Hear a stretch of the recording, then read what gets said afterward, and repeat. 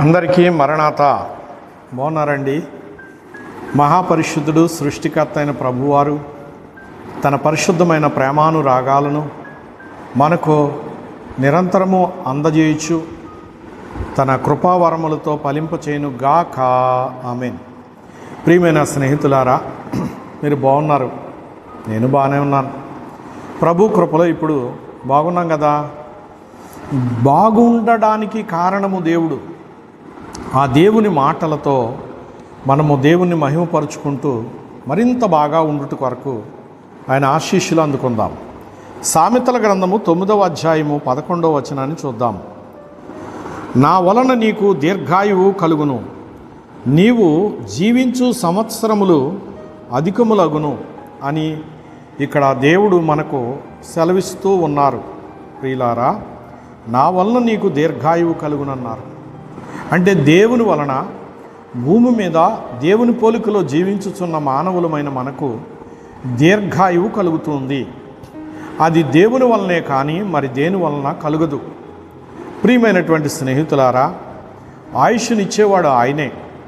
హిజ్కియా మహారాజుకు మరి ఆయుష్ పూర్తయిపోయింది, మరణ గడియలు ఆసన్నమయ్యాయి అని యెషయా ప్రవక్త ద్వారా కబురు పంపించాడు దేవుడు, నీ ఇంటిని చక్కబెట్టుకోమని. అప్పుడు ఆయన గోడవైపుకు తిరిగి కన్నీళ్లతో ప్రార్థన చేశాడు.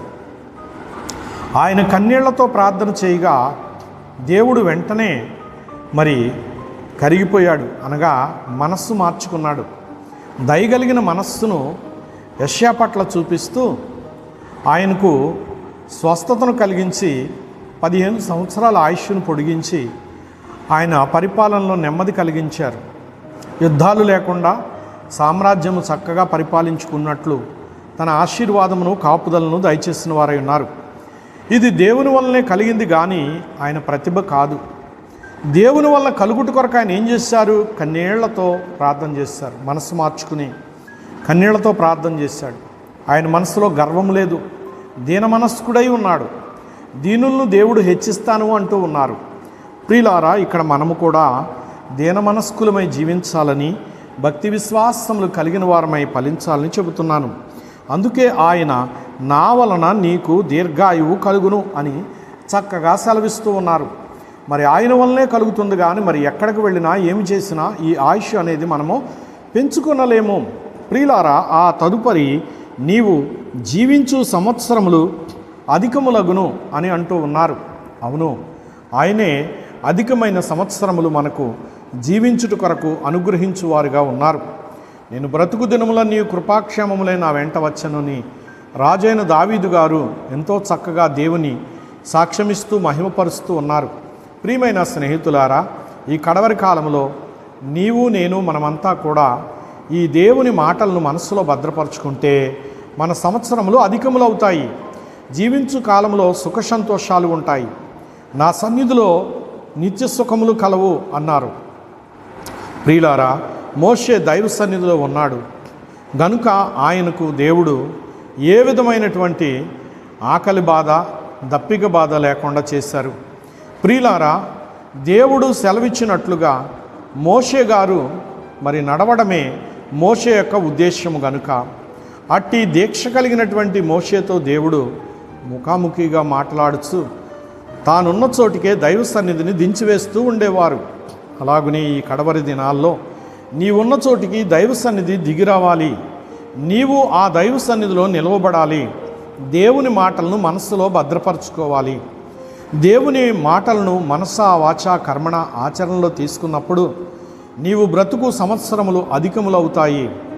నీవు బ్రతికిన ఆ సంవత్సరంలో ఏ విధమైనటువంటి మరి శోధనలతో, బాధలతో, ఇబ్బందులతో నీవున్నాను వాటన్నిటినీ ప్రభువే మటుమాయం చేసి నీకు చక్కని సంతోషకరమైనటువంటి స్థితిని కలుగజేస్తారు.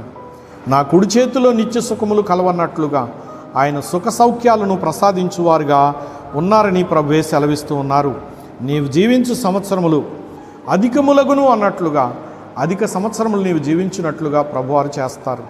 గనుక మనం ఆయన మీద నిరీక్షణ కలిగిన వారుగా ఉండాలి, భక్తి కలిగిన వారుగా ఉండాలి, తగ్గింపు జీవితం కలిగిన వారుగా ప్రభునే సేవిస్తూ మన ప్రతి పనిలోనూ సహాయకుడిగా ప్రభునే పిలుచుకొని మన ముందు నడిచే వారిగా ప్రభునే ఆహ్వానిస్తూ, మన పై అధికారిగా ప్రభునే ఆహ్వానిస్తూ, మనపై ఏలుకగా ప్రభునే ఆహ్వానిస్తూ, మన సర్వ బాధ్యతలు ప్రభు పాదాల దగ్గర పెడదాం.